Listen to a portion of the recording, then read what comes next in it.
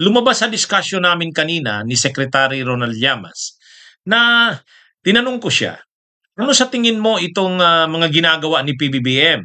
Halimbawa, yung tungkol sa flood control, itong sa flood control, itong mga infra projects ng DPWH na talagang ngayon linalabas, pinapaalam sa publiko, ano ba yung mga projects na ito? Mula nang maupo siyang presidente noong 2022 hanggang ngayon, 2025. Nilabas na yan. Nandun sa website. Nandun sa yung isumbong sa Pangulo. Nandun lahat ng listahan ng projects ng flood control. Pinapa-report. Pinapa-report na pwedeng hinihingi ang tulong ng mamamayan, ng mga local government officials, kung para makita ano ba talaga ang kalagayan ng mga projects na ito, itong mga flood control projects na ito. Kaya ngayon, paisa-isa na, naglalabasan na, ang dami talagang reklamo. Ang daming reklamo. Kahit si PBBM nang binisita niya doon sa Bulacan, yung sa Kalumpit, yung project ng Saint Timothy, ay grabe, talagang So ngayon, marami pang tatamaan nito, mga kabunyog, mga kababayan.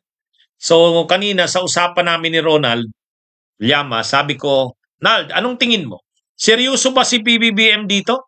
Seryoso ba si PBBM dyan? Kasi darating talaga sa punto niyan, maraming tatamaan yan ng mga kaalyado niya. Mga kongresista, mga senador, tatamaan yan. Ngayon pa nga lang, talagang marami nang nahahagip. Ngayon, hindi kaya pagdating ng panahon, pagdating kaya ng panahon ay pagdating ng panahon, magbago ng isip si PBBM, hindi niya naman yan ituloy-tuloy. Ibig sabihin, parang ningas kugod. Sa simula lang, agresibo, pagdating ng panahon, i-atras niya. Ang napagkaisahan namin kanina sa talakayan namin ni Ronald, obligado niyang gawin ito. Itong mga ginagawa niya ngayon, obligado niyang gawin.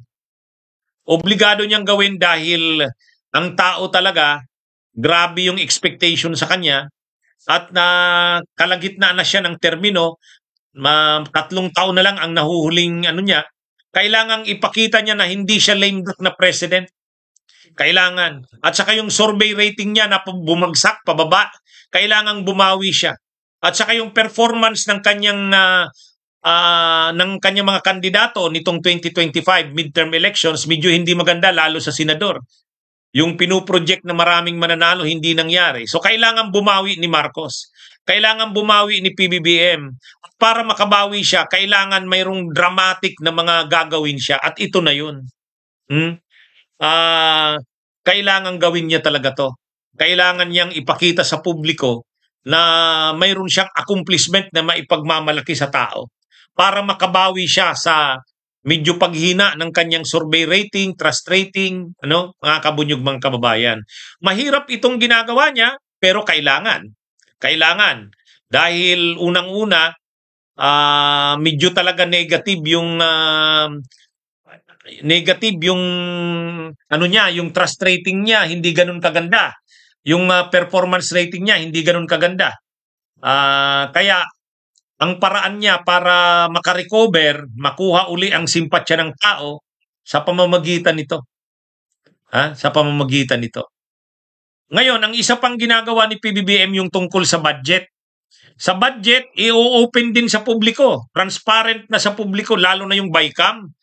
Yung sa BICAM, open na. Ipapaalam na sa publiko para maiwasan talaga yung mga insertions, yung mga sinisingit sa budget. Ngayon, mga kabunyog, mga kababayan, ang problema dyan, syempre, mahihirapan yung mga kongresista at mga senador na mag-i-insert ng gusto nila. So ngayon, hindi kaya umalman yan ang mga kongresista at senador na parang masyado na tayong nahihigpitan ni PBBM. Paano kung yung mga alyado niya yan alyado yan ni PBBM, hindi kaya maapektuhan yung kanyang mga programa kapag hindi na ito sinuportahan ng kanyang mga senador at mga kongresistang kaalyado niya. Siyempre, masama ang loob dahil yung dating buwelo, garapal na ginagawa nila ng mga senador at mga kongresista at mga politiko ay medyo machichik ngayon. Yan yung isang bagay dito mga kabunyog na babantayan. Siyempre, baka magdumami yung disgusto ng mga kongresista. Kasi yung mga kongresista at mga senador, gusto niyan, makabuelo sila. Yumaman pa sila ng todo. Ay itong mga ginagawang ito ni PBBM, kabawasan ito sa kanilang diskarte. Mababantayan sila, machi-check sila. At itong mga projects na ito ng flood control na nilalabas ngayon at iniimbestigahan, mahihirapan ang DPWH, magiging ano yan, mahirap na ang diskarte ng mga kontratista, ng mga kongresista. Siyempre gagawa at gagawa yan ng paraan. Pero hindi tulad ng dati na maluwag, libre sila. Ngayon medyo kailangan nilang magbago ng diskarte. Kailangan magbago sila ng diskarte. At kapag nagbago ng diskarte na medyo mahirap-hirap na sa kanila ang dating kalakaran na sanay mas maluwag, medyo aalma itong mga kongresista na to. Ha? Kaya nga ang usapan namin kanina ni Ronald, ano kayang posibleng mangyari kay PBBM? Alam nyo, hindi inilayo ni Ronald ang posibilidad. Kapag itong mga kaalyado niya ay tinamaan at marami na ang tinamaan, lalawak yan ang disgusto kay PBBM, posibleng ikudita nila si PBBM. Posibleng ikudita nila ito.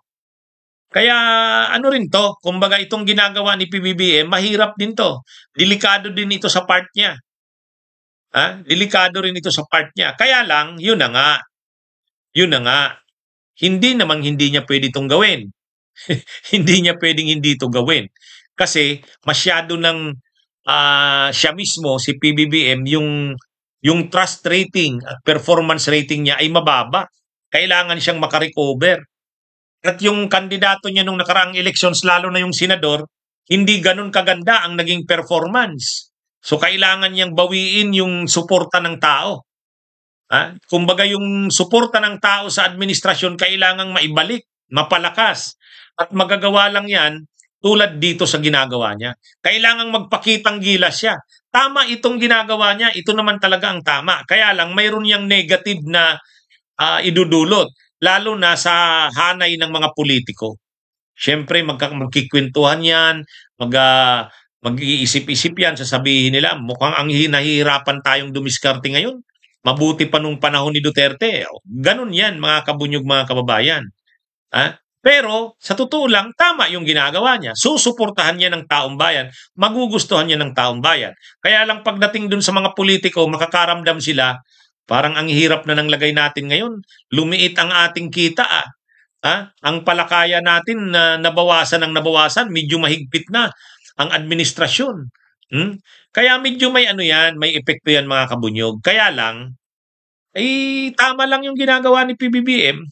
Kaya lang, mayroong talagang danger yan. Mayroong danger yan. Sa totoo lang.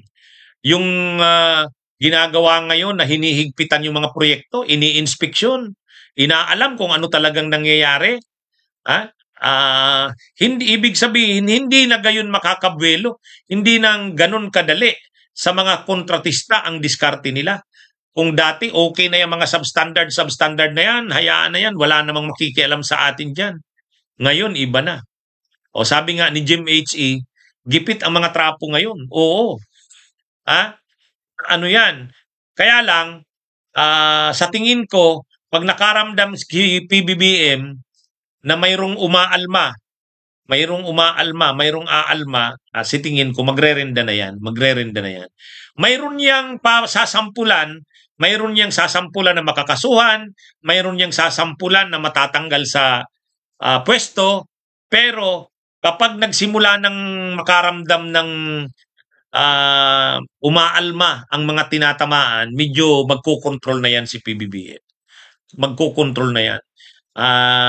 Hindi pwedeng lahat niya hagipin.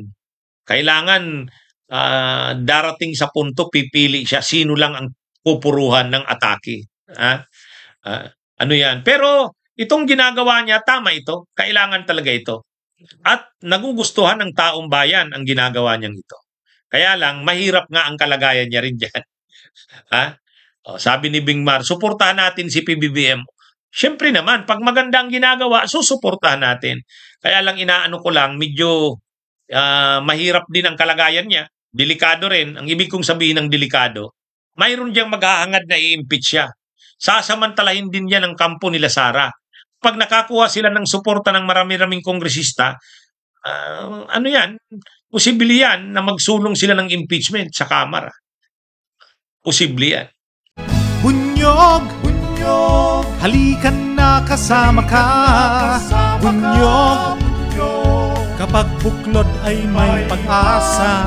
Luzon, Visayas, Mindanao, isa ang pananaw. Sa bagong Pilipinas ang bunyog isisigaw.